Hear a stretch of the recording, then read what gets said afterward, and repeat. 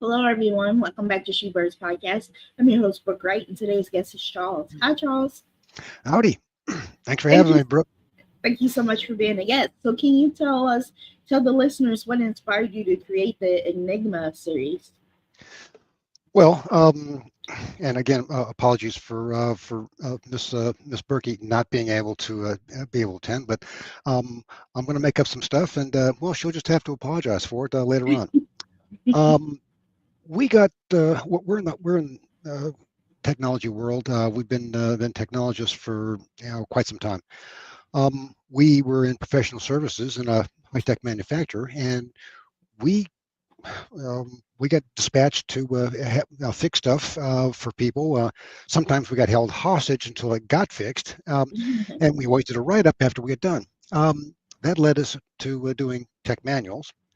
And if you've ever you know, had the experience of trying to create something like that, you realize pretty quickly it's not much fun. After the second or third time, the publisher says, "We want you to rewrite this and update it because it's always out of date, no matter when you do."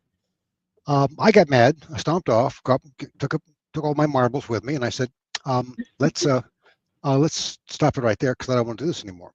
Well, her being the consummate saleswoman, I'll underline that one quotes. Um, she came back to me in about 3 or 4 months. She goes, "Okay, new deal, new deal. Let's use fiction as the basis for this. We'll bake in the technical facts that we know, and we'll have a good time writing these stories." And I went, "Well, I don't know." And she closed with, "And we can kill people and not go to jail, Charles." So that's where I got started, and so we always highlight a different technical threat in the books. But usually it's a new kind of technology that's been morphed into something that nobody intended, and so that gives us a lot of room to create some interesting stories. Argue with people that said, "Oh, that can't be true," and I just love those kind of comments from people. And I said, "Okay, let's do combat. Well, we're gonna talk through this," and it's been a great journey. We've got 12 books in the big series, the ones I got shown behind me. That's the Enigma series, and then we spawned a series from that called the Enigma Heirs, and that's the three books in the upper right hand corner: Tracer, um, Forest, and the newest one that just came out, uh, Enigma Jewels. Eh, So that's sort of the well, we got short stories out there. We've got we got some cozy mysteries that we've had fun. We got invited to join with a group of authors. The same thing. It's been that kind of activity that's been fun to be able to stretch and push the envelope and but still stay have a good traction with the our technical backgrounds. Oh, nice. So, which books in the series was the most challenging to write and why? Uh, I would probably say a name, but Tracer. We got off on that's the first book in the trilogy. It was we got off on the wrong foot on that one. My fault, actually. Um, we were going down the storyline that just didn't make any sense, and Roxy said, let's take a step back and reformulate where we want to take this series, and we did, and it was a good point to be able to recognize that we'd gotten off in the wrong direction, and so it gave us a chance to be able to re-energize, rejuice the storyline, do some surgery on it, and it came out so much better than what we were looking at. But it was a good discussion, and it basically it spawned the two of them that come right after that: Enigma Forced and Jules. Basically, they're three half brothers that they're from a criminal dynasty, family dynasty, and so they've each got their own area of expertise, unfortunately. And the good guys in the R group are set out to take them down. Oh, okay. So, how do you keep the technical details accessible to non-tech readers? Um, Admittedly, I have from time to time um, gone off and done the propeller head thing that's a little too heavy. Uh, and our first line editor goes, no, no, no, try again. We don't need to know how quantum physics works. Just know that something a miracle happens over here, and this is what's going on. So, um, yeah, there is some challenges from time to time where I'll get um, off in the weeds, and Madam Burkey is quite good at um, gently but passionately pointing out the errors of my ways in some of those activities, and I said, well, yeah, everybody needs to know how this. No, no, no, no, nobody needs, uh, nobody wants to know how the sausage is made. Okay, just go with it that for that direction. So, what kind of research goes into the Enigma novels, into each Enigma novel? We're always scanning the horizon, the technology. It basically for us, because we're so close to it, and in our work lives, and for the years that we've worked in it, it just seems to that we're always gravitated to. Okay, here's a new piece of technology that came out. What will somebody do with this? Well, here's some of the advanced stuff that comes out. Quite honestly, we've seen a lot of technology before it was ever released to the general public. So we got a good chance to be able to see how it works up close and personal, with either the manufacturer or reading about it from their tech white papers. Um, and that's how it gets. It's always background material, Brooke. We don't. We're not writing technical manuals, but um, there is a danger of not knowing what's about ready to overcome you. So, you know, um, we had one book we talked about cryptocurrency, and some of the charlatans that show up in there, and we even did in book Enigma Beyond and Threat.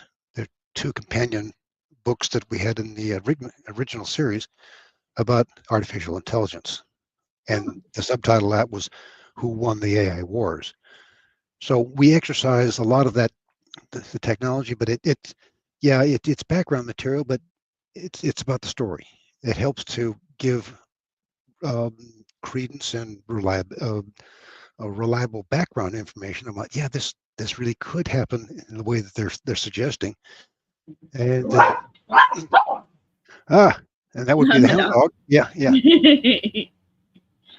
yeah. Mine's asleep, so we shouldn't have that problem from her. So, are your storylines based on real cybersecurity threats? Oh yeah, yeah, very definitely. Yeah. Um, Book number one in the series, Enigma Factor, identity theft. We were talking to another author just yesterday, and her eyes got really big. She goes, "I've been hit by identity theft twice. I've had to dig out from it." And she goes, um, she was like really kind of wigged out, that somebody would actually write about something like that. At some of the book fairs, we talked to some people. That's really fun. What's really fun is where you get into these book shows, and somebody shows up and then says, "Man, I just love this stuff." We talked to one guy. He was actually a curator for the Air Force out of San Antonio, and he was, we got to talking about all the stuff he has. He goes, here's my card. Next time you're in San Antonio, I'll show you an original copy of the Enigma machine, of Code Purple, and I went, boy, I thought I was, over animated. I mean, this guy was really amped up, but we had so much fun talking about it. But yeah, the stuff is real, and it's some people that um, I've had a couple of people say, "I wish I'd read that book before I got hit." Whatever the topic that we had. Oh, man. So, how do you balance action with technical accuracy? Well, we like to sketch out about 10 or 15 chapters on a particular topic that we want to exercise. Um, we kind of noodle around about, okay, well, let's get some chapters down. Let's see where the stories is going to go and see what kind of characters are required to be able to help make the story, because it's always about the you know the technical threat. Okay, and the bad guys, in case you didn't know, the bad guys are always ahead of the good guys in the technical world, having to clean up after their attack, or they've gotten in, and how do you get them out? That's all they do. They've got nothing else to do except just ruin your life, and it gives you a chance to be able to see how what they're doing, and what we start exercising how the bad guys think, because the good guys have got to be able to get into their minds. And so there's this technical threat, yeah, but there's also the humanistic element.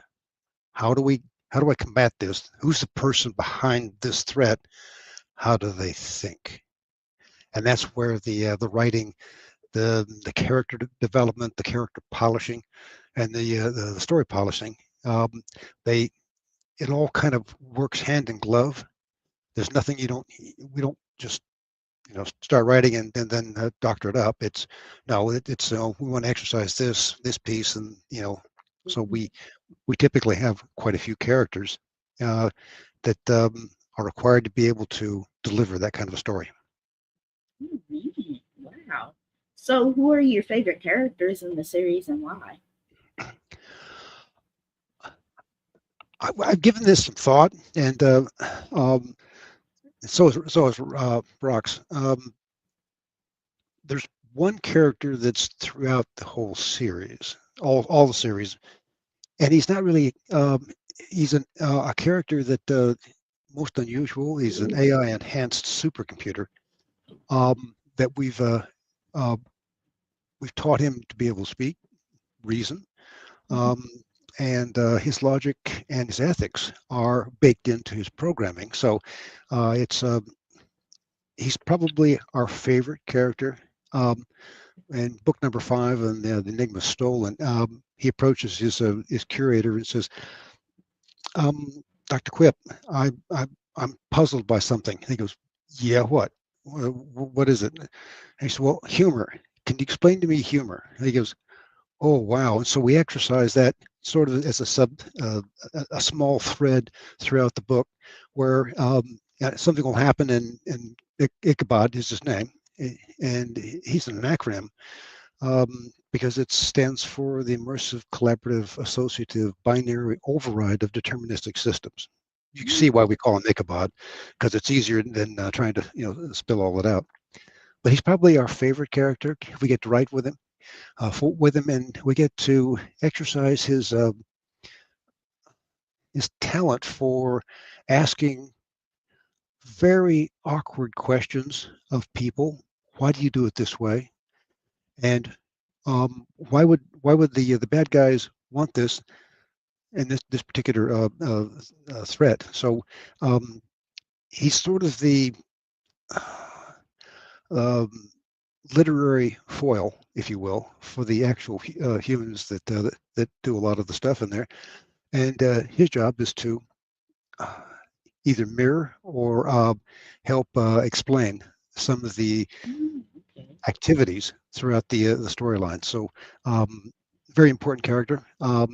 Fun to use. We don't use him. We use him in every book, but only to the part that he fills in some of the gaps that humans can't do. Okay. So, which villains were the most fun or difficult to develop?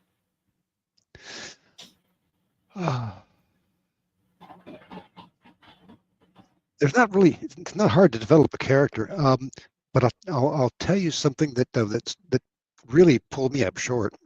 We were in book number 10, and we had it put out. We had this reviewer come back, and I was stunned by what he said was, um, I didn't want to like that guy, but I couldn't help myself. I felt sorry for him. Um, that's probably the best review that always sticks in my mind because okay, so how do you get an evil character, somebody that's a charlatan, somebody that's he's a cyber freebooter looking for his next quick buck? How do you get somebody to feel sorry for them? That's Mhm. that was uh, that was our intention. We don't always. We try very hard to be able to make the villains believable. They can't be just all lousy human beings or some form thereof. But at the same time, they're they're very complicated because they've you know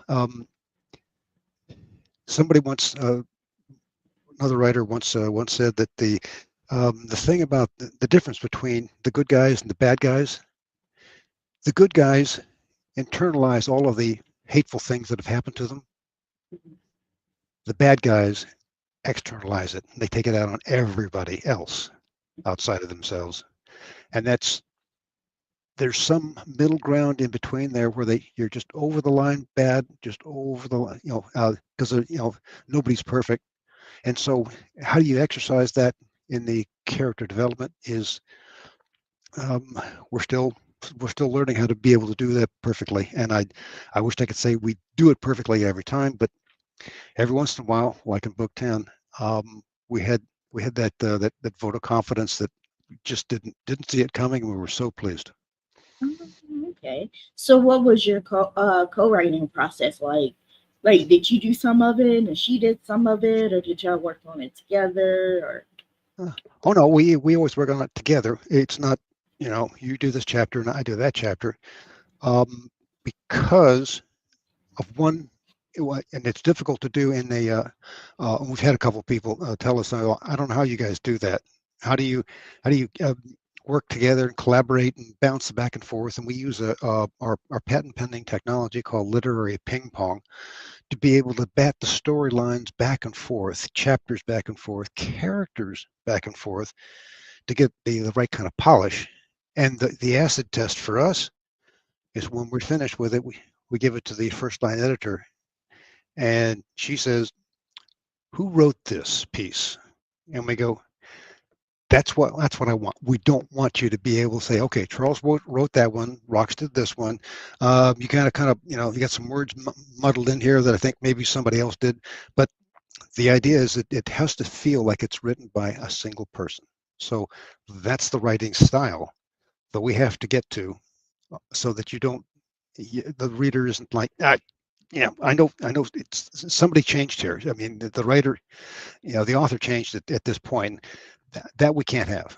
And so we spent a lot of time making sure that it's written with a single voice. Hmm, okay, okay. So how did you both resolve like creative disagreements? We have this technique that we call it's the rock paper scissors. I'm not sure if you've ever played it as a child, um, and that's how we arbitrate on stuff that we disagree on. And I have to be completely transparent here. I've never won a rock paper scissors competition with rocks because uh, I don't know. I guess she's just clairvoyant because I'm it's like, okay, I lost again. All right, fine. We'll just we'll take it the way that you want. That's funny. So, what advantages of writing, and what are the advantages of writing as a team? Well, to be perfectly honest, no one person has all of the insights for some of these characters. It's extremely easy for a single author to put so much of themselves in or their point of view that it, there's no room for anybody else's point of view, and sometimes that costs you in the storyline more than once. I'll have a character say something, and I'll get this terse instant message from her. She goes, "Charles, no female on the planet would ever say that." Okay. That's funny. So, do you ever surprise each other with plot twists? Yeah, I mean, there's and that's when, it's like, okay, the one that we're working on right now, the Flight Enigma.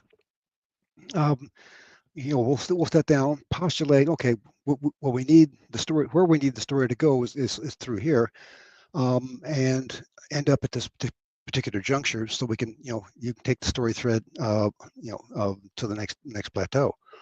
Um, Sometimes one of us will wake up, the next morning, and we'll use the four most terrifying words in our vocabulary on the other person. I have an idea, and that's where there was aha moments where it's like, oh, of course, this is what the reader is going to be expecting, um, and that's too easy. That's too easy. What would make it more satisfying, more interesting, more um, oh man, uh, I didn't see that coming. I love that phrase from people, and that Nice, yeah, nice. that's the way that works sometimes. So, what cybersecurity trends worry you the most today? Um, the big one, that I keep saying over and over again, and it's a little bit tedious, to be honest, and that's the money laundering and using cryptocurrency. Criminals that you know pop up, fleece somebody, or they've learned how to steal, and then they'll take it and then they'll run through a crypto service that does an exchange. They go run through different types of crypto until it's basically sanitized, so that they can have their illegal funds, uh, and think that they can get away with it. That's quickly becoming a pipe dream. The cryptocurrency is actually pretty easy to figure out where stuff is going, and then the criminal activity, as you know, I mean, it's always okay. Let's go steal something. All right, that's that. All right, good. You got that far. Now try and get away with it, and that's where part of the real world catches up with the people in money laundering, because there's a lot that there's just it's extremely hard to get away with it. But I keep seeing it over and over again, where somebody's like, oh, if I could just make that a gazillion dollars off of this one thing, I know I'll buy in. As far as I'm concerned, cryptocurrency is the original is a Ponzi scam in today's world. So uh, getting in, getting out, and then the guys that get away with the money, how do you get away with it? Because it's all too transparent to be able to get away with. So that's one of the things that we see frequently. Um, I don't like to overuse it in the stories, but it's usually somewhere in the criminal's mind. How do I get away with it? And that's one way to be able to try to do that. Oh, wow, I didn't know that. So, how do your books help raise awareness of digital threats? Well, it's gratifying for us to be able to see and read about these. You know, here's who is using cryptocurrency to be able to steal. Here's the a multinational or a national entity that's using it as a weapon. They're weaponizing it and using it to steal from individuals. This helps underline the fact that these are real threats, ladies and gentlemen. These are um, this technology is being used in this manner, and we'll parallel it with some of the bad actors from a national standpoint. So it's very interesting and educational if you get right down to it. Like, okay, I mean, the look on your face when you went, huh, I didn't know about cryptocurrency being used for money laundering. Yeah, I Interesting. didn't know that. Yeah. I didn't So know that at all. yeah. So that's the kind of stuff that we study. And we see it, and we believe it's useful to have people have it made aware. Like, So there's some learning that in every one of the stories of what can be, what can happen, what is being perpetrated, and how do you defeat it. Those are the things that we like to exercise. And if we tell a good story and people go, boy, give me another one of those, that's what we like to hear. Okay, so what is one simple thing everyone should do to protect themselves online? Well, logins are are one of the easiest things that you can abuse. Mhm. People say, okay, let me just go ahead and use something that I'm familiar with, and use a single word. We always preach use a passphrase to log for instead of a password. So something that's meaningful and yet really hard to be able to use in a brute force hack or pick up off of your social media comments like, man, I just love this dog or this cat or and I'm named it XYZ, and that's the first thing that they try is the colors that you like, your pet's name, your spouse's name, birthdays, all that kind of stuff. So, but if you put down a passphrase, something that's really meaningful, like where you mush together some, several words, add in a numeric value and a special character. Character. Mhm. Yeah, that makes it almost impossible for somebody to shoulder surf over you watching. You type it in. That's one thing you don't want to do, and you don't want to be holding private conversations and that where information is heard in public places. My favorite passphrase. I was joking with somebody, and they said, "So what would you use?" I said, "Well, something like you know." I bought rat poison yesterday to kill the neighbor for because he parked in my yard again. You know, something that you're going to remember, and that's something that's. And I was being facetious, obviously, but you get the idea. Make it, not 10 to 15 characters. It's hard to remember if you have the numbers and stuff all over the place and they're sequential, and that's one of the things they said, no, no, don't do that. Put in stuff that is meaningful for you, like love my dog Roxy, and at the end put a numeral on. um Boy, that's the kind of passphrase that's it's hard to be able to guess and easy to remember. Mhm. Yeah, I never use my dog as a password ever because I'll talk about her a lot. So I'm like, there's no way I'll use her as a Good for you. password. Yeah. Well, But and off our website we've got several tips and tricks for people to help improve their security. Don't feed the fish. That's one of them for email hacking. And then password and passphrases that we talk. So those are free downloads for your audience to be able to, hey, go out there and get this stuff because it'll help secure your digital presence on the internet.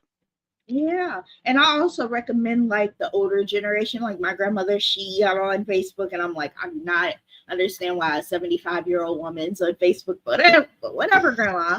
But I'm like telling her change your password every month because that's what I do. I change my password every month on all of my social medias, even my school account. I change my school account Yeah, um, passwords every month, and I'm just like, just change your passwords every month because it can do something.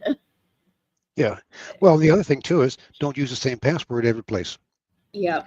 Yep. And then distort it so that because if somebody gets your password for a login, they'll try it on everything else that just to see if it'll work. And their Yep. programs, that's all they do. Just here, feed it in. Go to Brooke Wright at this bank account and see if you can't feed the stuff in. Yep. And those are the terrifying things where it's like, um, oh wow, they got the password that I use for XYZ, and they fed it into my bank account, and it was the same. So, boy, you don't want to do that. That's make it too easy for the bad guys to get away with your hard earned currency. Okay, I like that. So how do you see AI shaping the future of cybersecurity? Um, we've given it a lot of thought. We have it. It's not that fresh of an idea. We were using artificial intelligence in the data centers, you know, easily a decade ago. Very rudimentary, but it's coming along very fast. I would postulate, I will state openly that AI is exactly like fire was for the our species when it first started to harness something terrifying like fire. Fire is extremely good. It helped keep the animals away. It heated the house. It cooked the food, but it also burned down homes. So burned uncontrolled in forests and wiped out a lot of the ability to be able to live in that arena. Artificial intelligence is no different than that. There's some great things that it can do. It's also going to be one of those things that's going to be uncontrollable when it gets away from the creators and it develops the ability to be able to question the orders that it was issued. So what we see is a direct parallel between humanity at the dawn of civilization with learning about fire and right now our species learning about artificial intelligence, what it can do and what it shouldn't do. You're probably not going to be able to intercept it any better than we can a forest fire. So have you faced like any challenges being categorized as a techno thriller author? Um, we technology is in our lives everywhere. There's no place that you can point to. It's like this, we use it to be able to transmit communications. You and I are working on it right now. Um, your smartphone Yeah. technology in that is dwarfs the stuff I worked on in the late 90s. Um, it's part of our culture. Um, and they said, well, what about some of the folks in the sub-Saharan deserts, some of the emerging economies. That's all being automated. Technology is being pushed in. It's being pushed down to the point where people are buying cell phones for their children instead of internet, to allow them to be able to get an early start on something that's um, probably going to be a problem to get out of their hands once they reach that a certain age. Yeah. So it's we see it everywhere. It's something that it could be digital or it could be analog, and I understand the difference because I've grown up with technology in the workplace. There's some people that won't be able to know the difference, and when they can't have the technology answer something for you, do something for you, they're stuck. Yeah. Now I know how to go look something up in a regular encyclopedia, that's not online. Um, Go to a library, look at the physical books. Uh, we like the it's not a preaching session, but it's a guys. Here's something that's incredible, predicting the future. That was in book number 5. If you like this particular movie, then you're going to like this other one. If you like this particular recipe, I got another one for you. You like this particular pattern, that um, if I've got enough information, I can tell you what you're going to do. That's a little bit unsettling for me. I don't like technology that much to be able to have it tell me what I need to be doing tomorrow or the next day. And yet here I am. I did put in our meeting into my calendar to have it remind me where's the link for this, so I don't screw up and go motorcycle riding and rather than show up on Brooks call. So but it's it I guess it's the that curse that my dad taught me many years ago. He said the Chinese always had a saying, "May you live in interesting times," and that was that's probably one of the harshest sentences you probably ever will get hurled at you. Man, man. So have any of your readers responded? I mean, how have any of your readers responded to the Enigma series? Well, sometimes what's really interesting is when um, we postulate something that could happen and it comes true. That's the spooky part. Um, and we've had a couple of people, say, "I didn't know you could do some of the stuff that you've. Are you sure?" I said, "Here, look, let's go over it."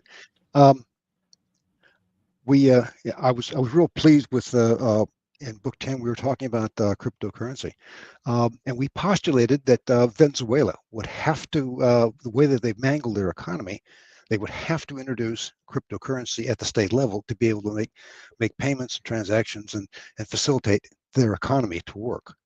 Um, and just before we had the book ready to go out and get published, doggone it, if Madeira, the head cheese there in Venezuela, if he didn't launch a cryptocurrency before I had a chance to be able to brag about it in my book, I was really irritated with that. I sent him an email. Can you just hold off on that until I get my book out? Hold that thought, and then I'll get a chance to be able to brag about it that we postulated, and you came out with it just after we did that. I won't tell you what he responded with because I'm sure you've got an audience of a general audience of good breeding that wouldn't care to hear some of the things that he leveled at me. So, um, but it's interesting to see what can happen, and what does come to if you play on this arena long enough, you start seeing things like this is going to happen this way because this is the way it's working.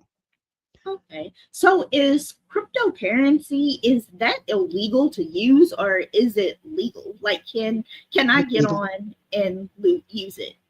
Yeah, there's several companies out there that will let you, and it's called having a digital wallet, and uh, it's supposed to be like a regular wallet, but it's a series of numbers.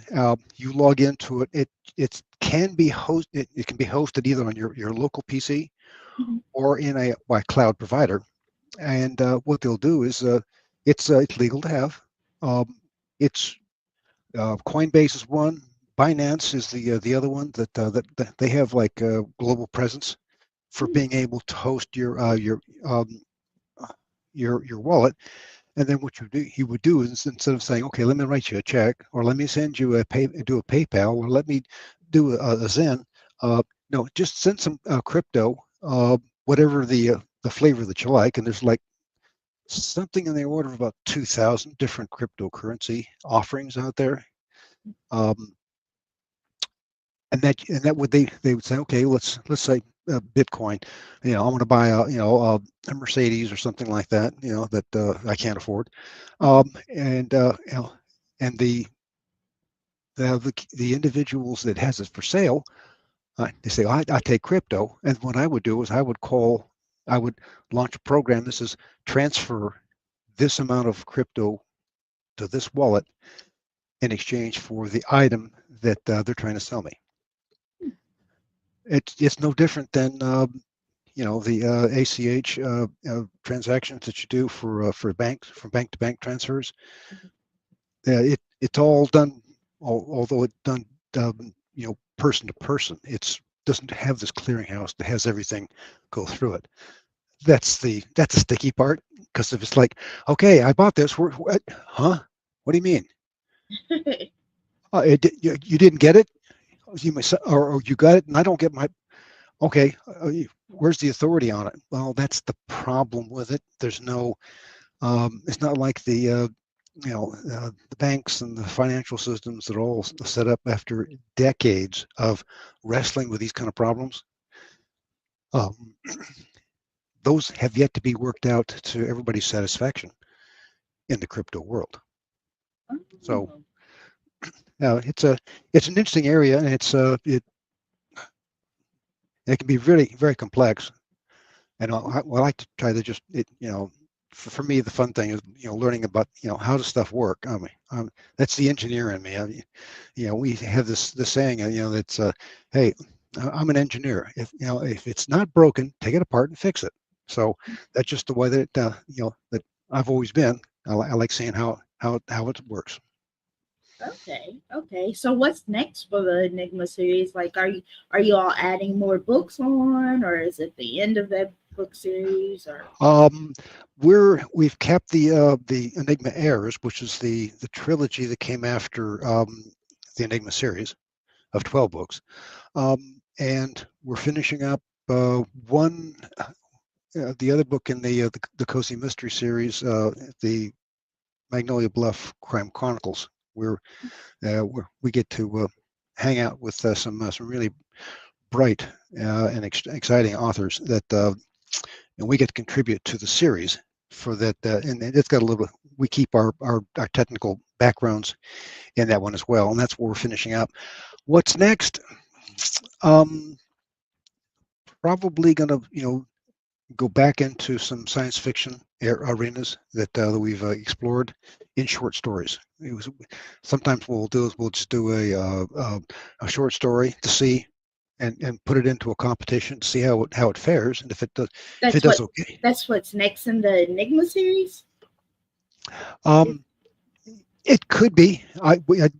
There's we get stuff that we get excited about. We did a children's book from the grades 8 through age 8 through 11 called The Dream, and I used some AI graphic generators to be able to build some of the images that I put inside of it, and that was a fun exercise too. So sometimes it's like, okay, let's push our boundaries a little bit and see what else we can do that's fun.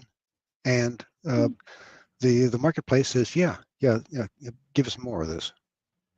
Oh, okay. So are you all working on any new genres or side projects? Um, as I'd indicated, we're looking to get in some science fiction material that will probably work with the underground authors for next year. That's kind of what we have sketched out. Those are the things that we'd like to be able to do. The other thing is that we also have a for the main book series, Enigma Heirs and Enigma series, audibles.